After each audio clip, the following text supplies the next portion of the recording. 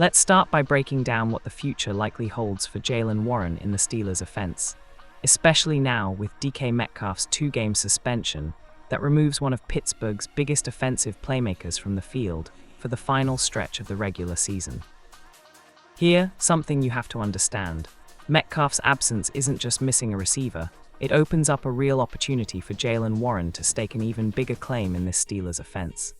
Metcalf led the team in receiving yards, targets, and touchdowns before his suspension, and that kind of production doesn't just disappear, it has to be replaced or redistributed.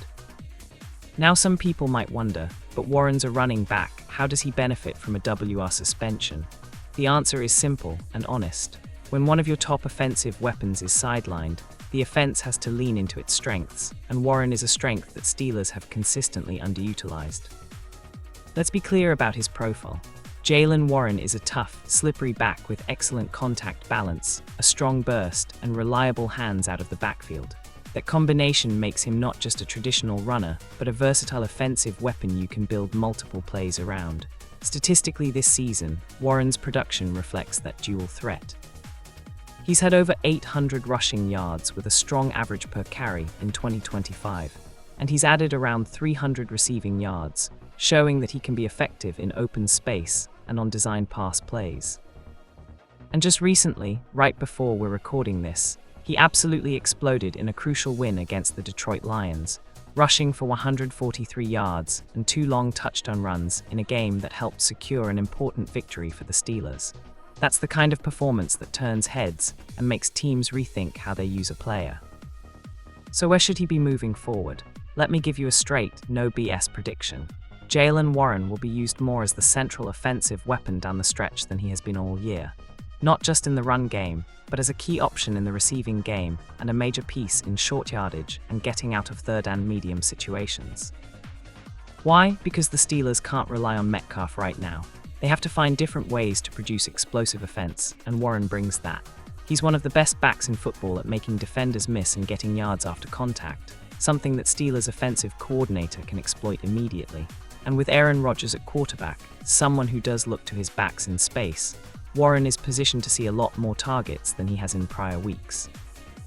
Now let's rewind a bit and look at how Warren has been used, or misused, since 2025 began. The honest truth is this: despite his clear ability and flashes of elite play, Warren has often been underrated and underutilized throughout this season. He's a guy who puts up strong advanced metrics, he's tough to tackle, he creates positive runs consistently, and when he gets the ball in open space he's dangerous. Yet until recently, he hasn't always been featured in the Steelers' key offensive packages the way he arguably deserves. Part of that comes down to Pittsburgh's offensive philosophy.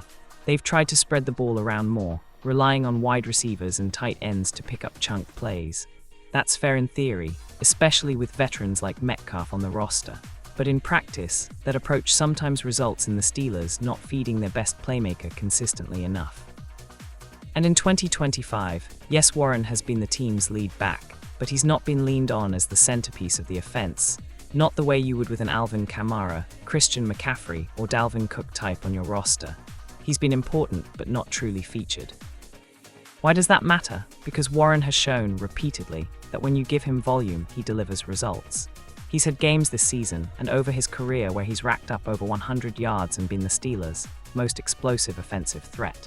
Despite that, his usage has sometimes dipped in key moments, especially in obvious running situations or when the Steelers needed a momentum swing.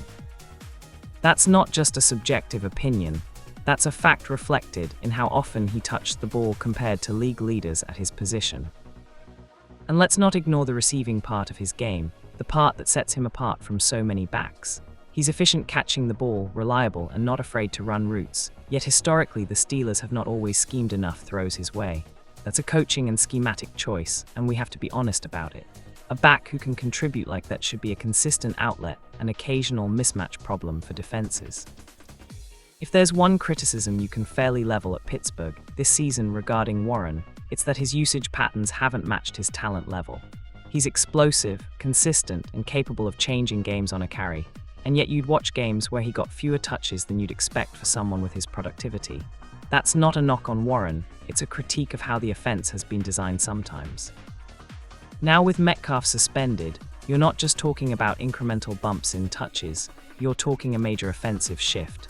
The Steelers' offense suddenly needs a go-to playmaker who can run and catch effectively. That's exactly the profile Warren fits.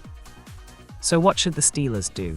I'll be honest and constructive here. They should maximize Warren's role in 3 key ways. Number 1, feature him early and often as a primary rushing option. Don't wait until third quarter or garbage time. Use him first and second down, especially in short yardage, and trust his ability to break runs. He's proven he can gain tough yards and generate explosive play opportunities. Number 2, involve him more in the passing game. Keep him in routes on early downs and use him as a check-down option when the defense pressures Rodgers. That's how you create mismatches with linebackers covering a back who has his speed and agility. It's how you keep chains moving and reduce negative plays. Number 3, design explosive, creative plays around him. Jet sweeps, screen passes, delayed runs, anything that forces defenses to account for Warren first. He's one of the toughest backs to bring down immediately after contact, and that's a weapon that can flip field position consistently. If Pittsburgh actually does these things, they don't just fill the Metcalf void, they make their offense harder to defend, with a multi-facet playmaker at the core. Now finally, let's give my honest predictions on how the Steelers might handle Warren going forward, and what that means for him. Prediction number 1, in the next 2 games without Metcalf, Warren's touches and targets will rise noticeably. You'll see more early downs, more designed passes to him, and crucially, more trust in critical moments. That's where his real value shows. This is almost a forced situation by circumstance, but it could become a long-term philosophy change if it works. That's how the NFL evolves. Prediction number 2, if Warren plays like he did in that big Lions performance, 143 yards and 2 touchdowns type game, you will see analysts and coaches openly questioning whether he should be a centerpiece even beyond 2025. Performance like that doesn't get ignored in football for long. Prediction number 3, the Steelers might enter the offseason with a real choice. Do they double down on Warren as a long-term focal point of their offense, contract extension, play calling designed around him, or do they continue to search for external playmakers? My honest take, they should absolutely lean into Warren. He's homegrown, productive, versatile, and already proven he can handle the load. That's the kind of player you build around, not a stopgap. To be fair and grounded, Warren isn't perfect. He isn't Adrian Peterson or Derrick Henry. He's 58, he's not going to bulldoze through every defender. But he's precise, explosive, hard to tackle, and in the modern NFL, that's exactly the kind of back you want touching the ball in multiple ways. So listen, if you care about Steelers football, if you care about real performance versus hype, then keep watching Warren. Watch how he responds to increased responsibility. Watch how defenses adjust to him being a true centerpiece. And watch how, when he does get the ball consistently, you realize that maybe Pittsburgh has had its most reliable offensive weapon right under its nose all season. That's the honest truth, that's the real analysis. And that's why Jaylen Warren deserves more spotlight, more trust, and more touches, not just now with Metcalf out, but long-term as a guy who moves this offense forward.